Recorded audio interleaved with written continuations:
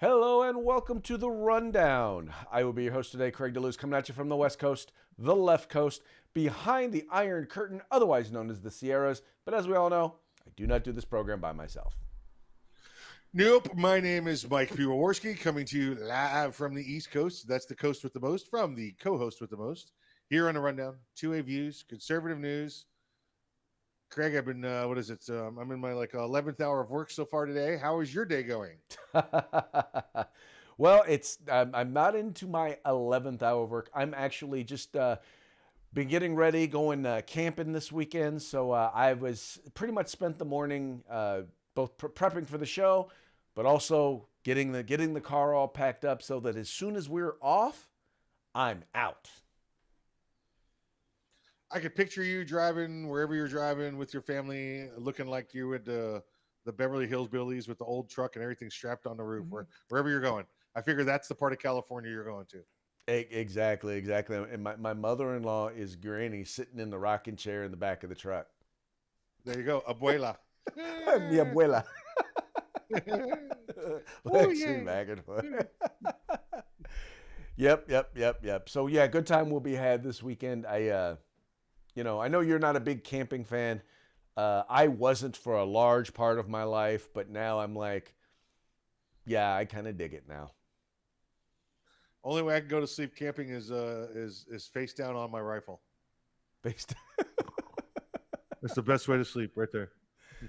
Yeah, well, I know a lot of people who camp and wind up sleeping face down, but it's not because of their rifle. Yeah, that's why I don't go camping with you. That's right there.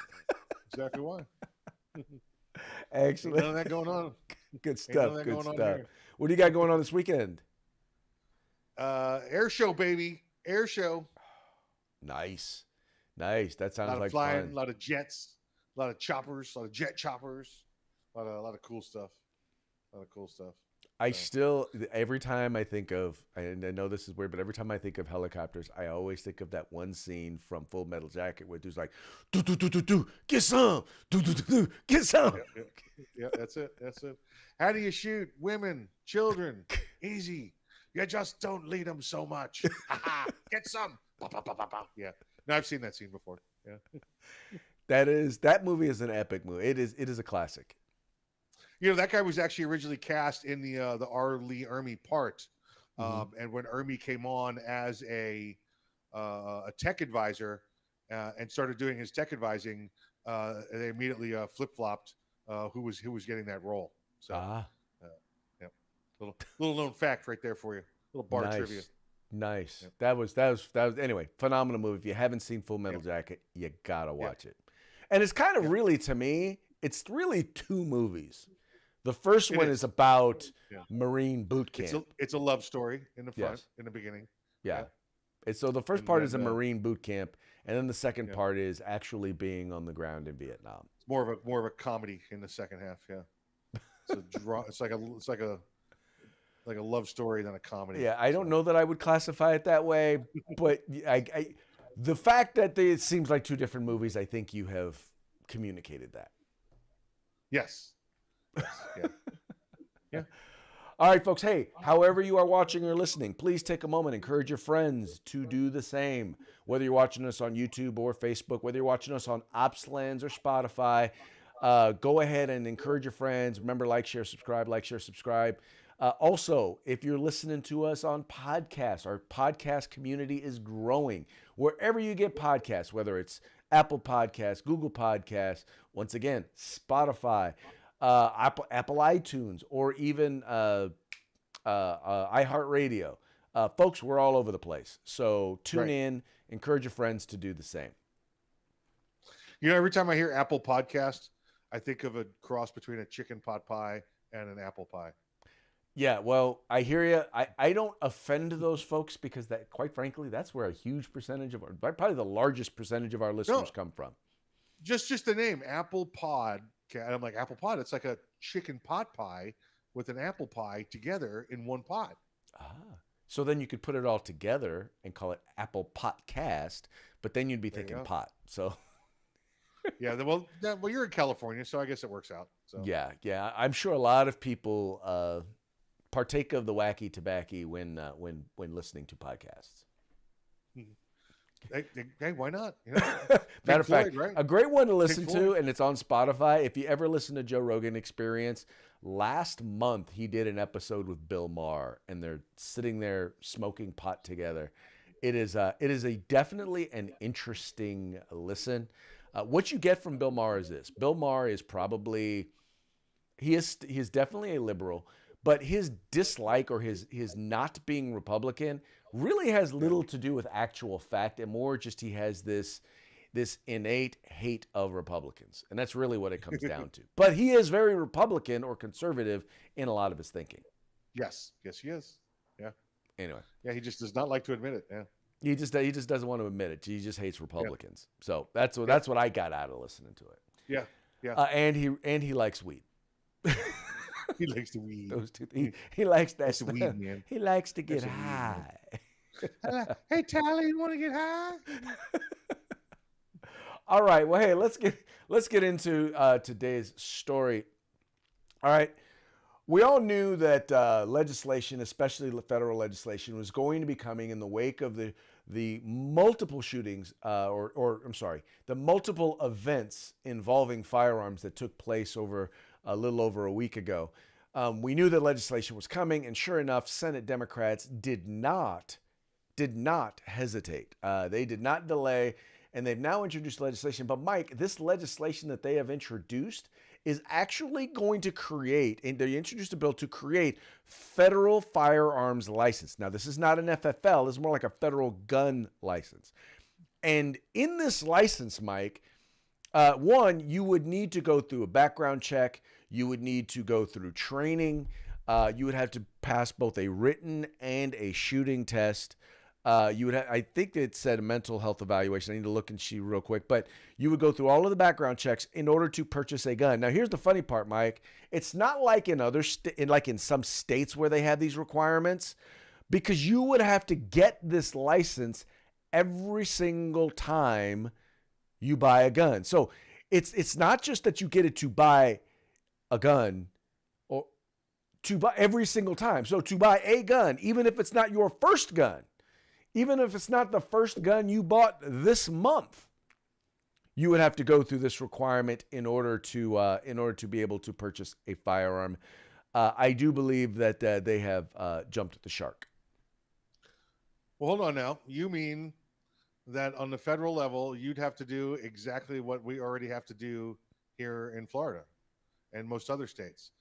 Before I could purchase a firearm, I've got to apply for that firearm. I've got to fill out my paperwork. I've got to get my background check done, and then turn it in, and hopefully I pass. Now I don't have to do the psych eval or the written test or training test, but that's just again, well, we have to do something, Craig. Well, let's do something. And I just had this conversation not a half hour ago. Let's do something doesn't mean let's do something to penalize legal firearms owners. You can pass as many gun laws as you want. The bad guy doesn't give a crap about your gun laws. All you're doing is taking the firearms out of the hands of lawful firearms owners and turning them into victims. That's all you're doing. Right. But imagine that. Imagine having to take a class every single time and pass the test every single time you purchase a firearm. Yeah. That's Yeah, issue number one, right? Now, mind you, like you said, a violation of your Second Amendment rights, but you know what? Your Second Amendment rights are second-class rights, so they don't care. right. And by the way, criminals don't go to gun stores to purchase guns, so they're not going to pass your background check. They're not going to take your test. They're just going to get their illegal gun. And just by the way, in case you guys didn't know this, criminals don't follow the law. That's why they're called criminals. Yeah. Just saying. We had gun buybacks here this week in town, and I can't wait till Arms Room Radio tomorrow because we're going to tear them apart. Is on one of the radio stations I'm on here in town, and Craig, they do this. Bring us the gun. We give you a gift certificate, and you get amnesty to turn the gun in. So you know what happens the week preceding that? Bunch of burglaries and gun thefts. All right, because they promise some amnesty for the gun. Well, listen, crap, I need some money rather than go earn it the hard way. Let me go steal a gun and give it to these people for free, and they'll give me $50. Oh, right. Bunch of morons is what they all are. Exactly. Well, that's exactly what they are. And once again, and we've talked about this repeatedly. Every study ever done, even experts, people, even gun control advocacy groups admit that gun buyback programs do nothing to reduce Yeah. violent crime or to reduce crimes with None. firearms. Nothing. Zero. Zero. Absolutely nothing. So now, mind you, and by the way, this whole thing with the federal licenses, now I want you to keep in mind in places where gun licenses are, where you actually have to get a license before you can go purchase a firearm, there are Right. places Right. like in New Jersey where people are waiting years to get their permit approved so that they can go buy a gun. Yeah. Imagine Yeah. now, imagine the federal government getting in the middle of all that.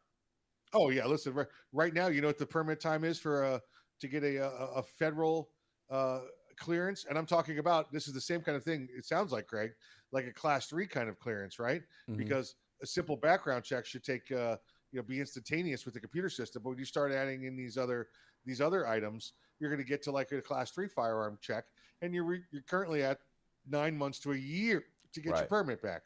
right, So I gotta do what and wait how long to exercise a constitutional right?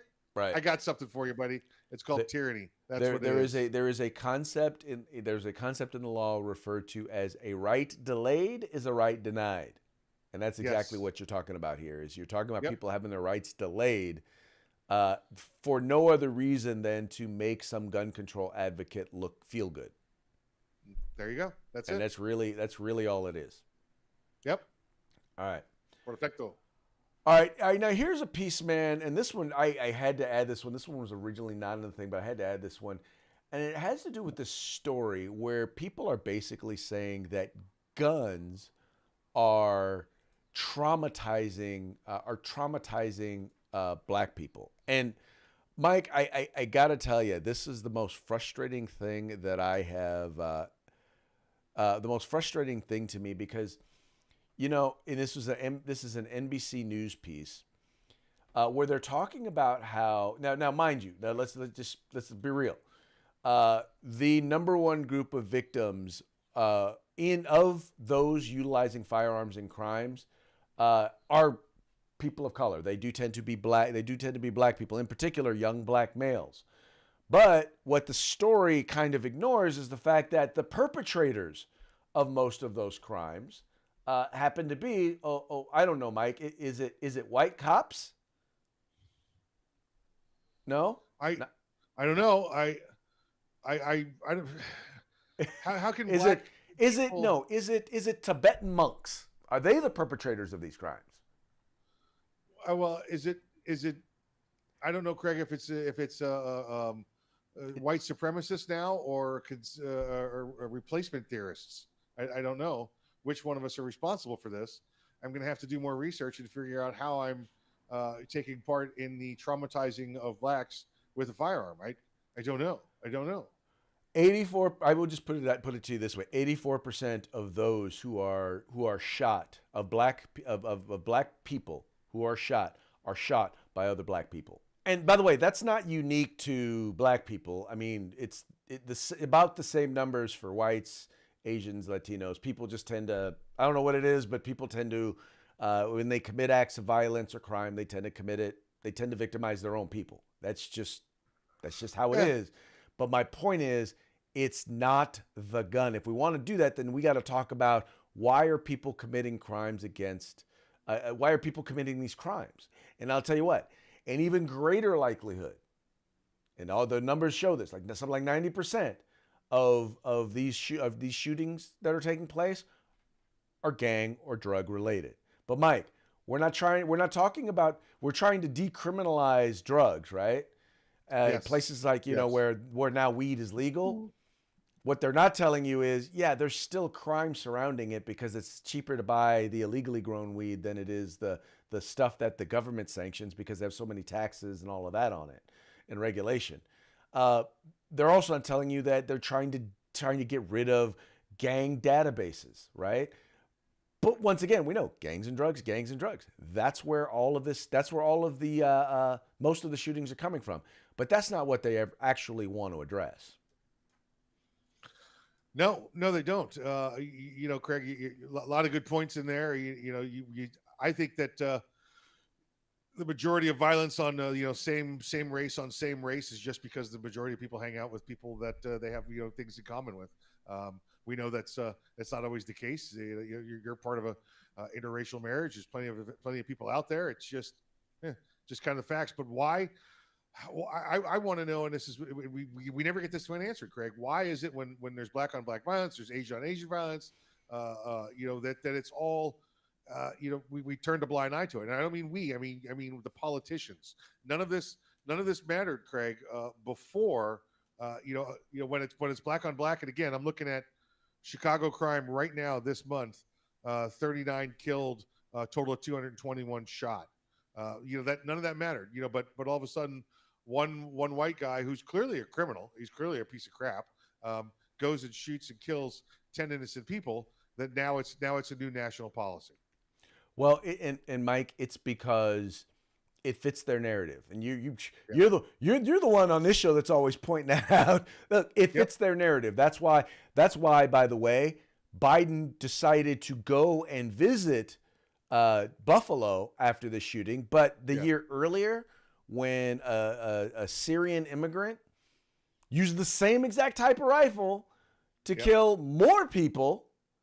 Yeah. He chose not to go to Boulder, Colorado, because that didn't fit their narrative.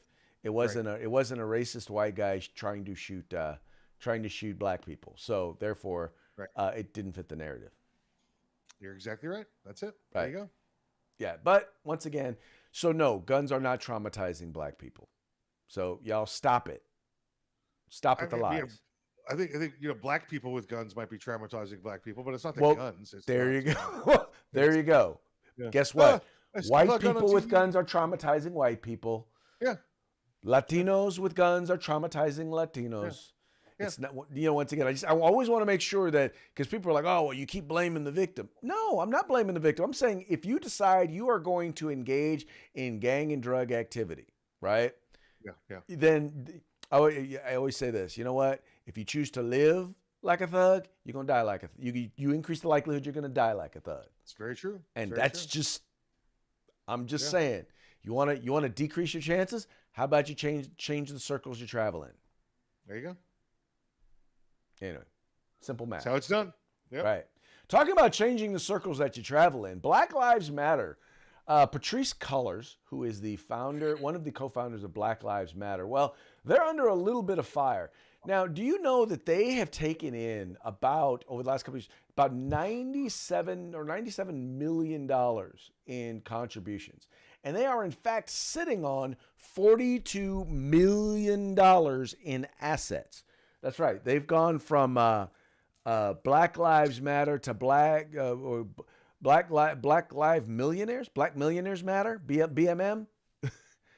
Now, what's interesting about this, and this is all information that's come out as a part of their tax filings. What's also interesting about this is that Patrisse Cullors actually has given both. So she paid her baby daddy almost $1 million for quote unquote consulting services.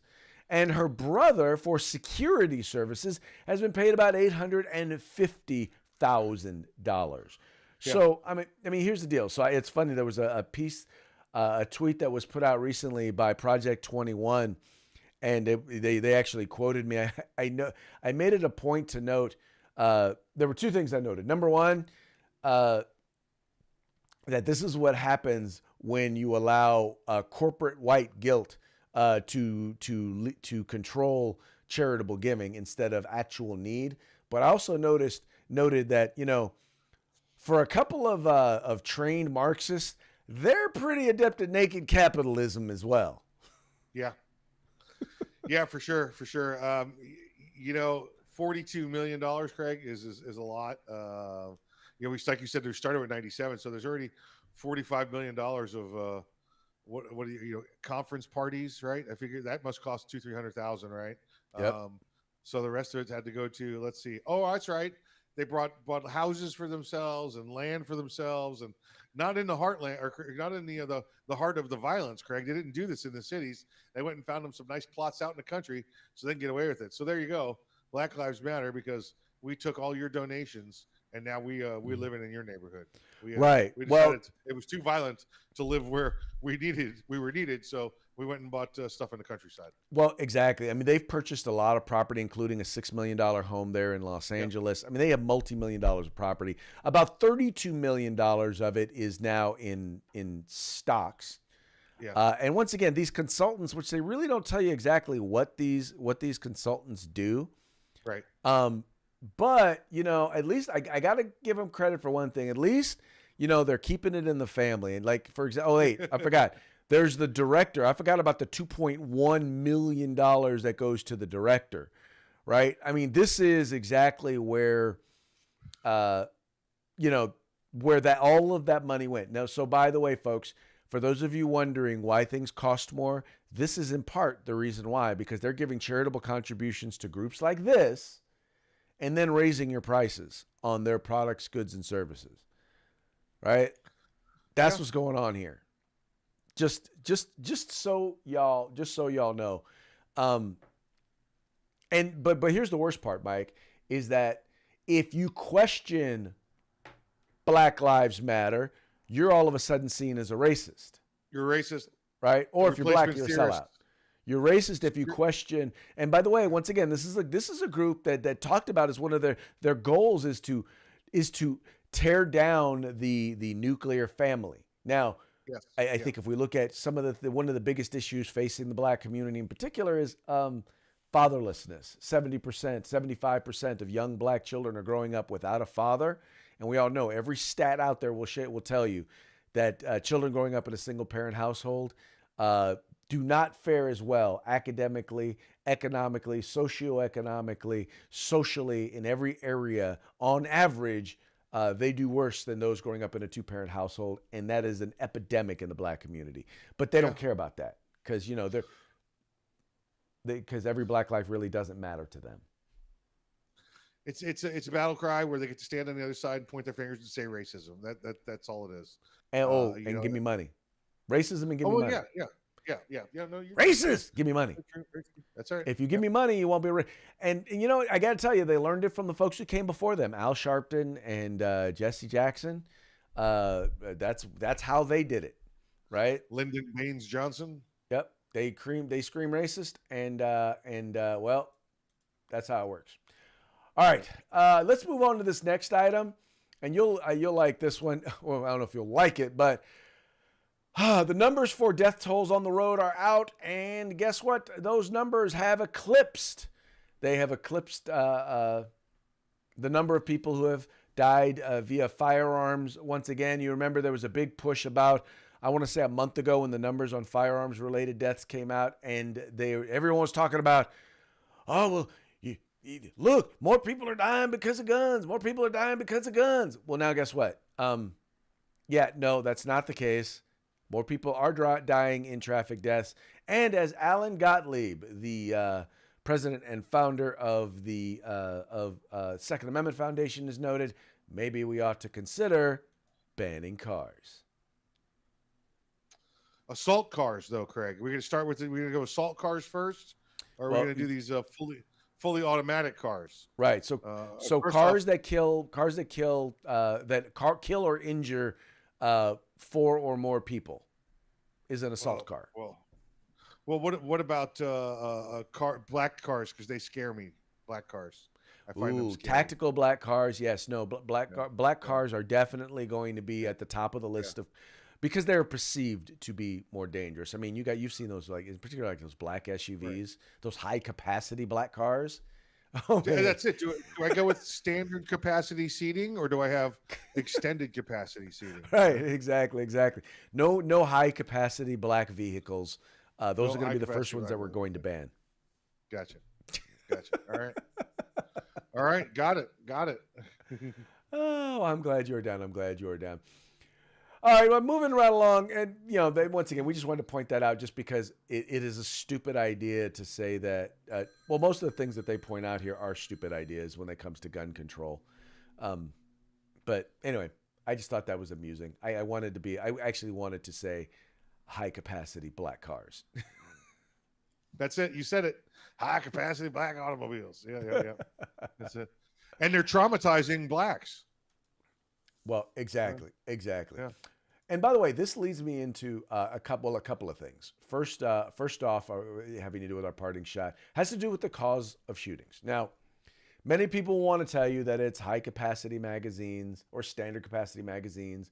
Many people tell you that it's assault weapons or AR-15s. They'll tell you that, people being able to carry guns, so we need to institute gun-free zones or whatever it is. The big one nowadays is gun-free zone. I mean, not gun-free zones, ghost guns. Ghost guns are the things that are creating more and more shootings. But in actuality, the numbers are in, and 100% of shootings involve shooters. It's the shooters. Maybe we should have shooter control. There you go. Maybe we should put bad guys away. Maybe we should put bad guys in jail or in mental institution or whatever it takes. We should put them there. We should do whatever it is that we got to do to deal with people. The point is, folks, it's a people issue. Now, one way, and I never really thought of how to deal with, because we've talked about the fact that it's gang violence. Gang violence plays a big role in a lot of these shootings. It does. And I never realized that that maybe, just maybe, that the high increase in gas prices may have an effect on the incidences of mass casualty events involving firearms, especially surrounding gangs. Until I saw this story or this meme. Gang members call a ceasefire due to neither side being able to afford gas for a drive-by. Yeah. I mean, I guess you could have a walk by, but where's the fun in that, right? Nobody wants to do that. See, now you're quoting Eazy-E. Am I really? That is easy. That is NWA right there. I did not know that was Eazy-E as a walk by. Oh, man. He said, F the car, I'll do an MFing walk by. Oh, well. Well, bring Eric out here. Let's have a conversation with him. He is deceased. Yeah, he is. He is one of the early victims of the virus. Of that, not that virus, the other virus. The one with the K? Not the one with the K? AIDS and HIV. Yeah.